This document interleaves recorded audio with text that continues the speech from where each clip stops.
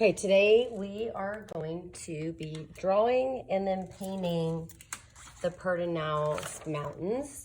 So what we're gonna do is we have to divide this space into parts. So what I like to do is I have my paper side to side. I'm not gonna write my name on my paper yet, just in case. I'm gonna fold my paper down the middle. Okay, so that way we have like a kind of a space that we know we need to start at. So what we're gonna do is, I'm drawing in pen just so you can see, but from that middle fold, we are going to use that as a guide. So what I'm gonna do is I'm gonna use 2 fingers. I'm gonna put it on the side and I'm gonna make a mark right above the fold where my 2 fingers are. And I'm gonna make a line that kind of moves across my paper, okay? Now, right above that line, maybe another 2 fingers above that line so you can see how I have my fingers stacked here. I'm gonna make another mark, and then I'm gonna make another line that kind of moves a little bit, but not a whole lot because I have to have room for my mountains up here, okay?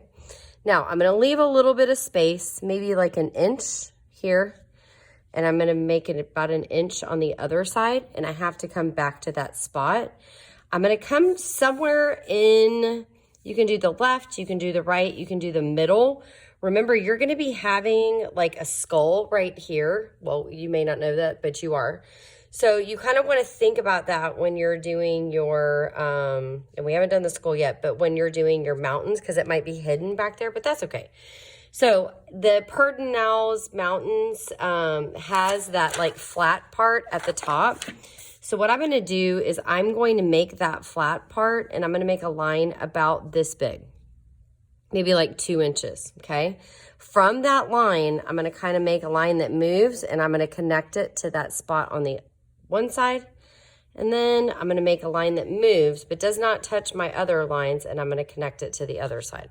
Okay, so now I have my mountain range. Sky, mountain range, this is gonna be orange, yellow is gonna be down here.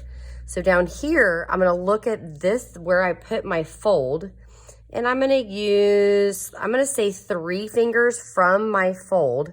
I'm gonna make a mark underneath that. That is actually going to be a slightly moving line across, okay? And then at the bottom here, I'm just basically gonna have ovals, but I don't want too many because then it's just too hard to paint. So I have 6 here on my practice sheet. So what I'm gonna do is I don't want them to touch this line here, but I can kind of use my fingers like stacked together as a guide of what my ovals are gonna look like. So I'm gonna start with an oval here in the middle. And notice like they can have a little bump to them because they're basically the top of a tree. And then here, they're all gonna be kind of overlapping. I'm gonna make another one here, another one here. So some can be taller and thinner, some can be shorter, and then maybe this one's bigger. Okay, so I ended up with 5. If you have 6, that's fine. Once you have this, you're gonna write your name on the back, and then your code and your teacher's name, and we're moving on to painting.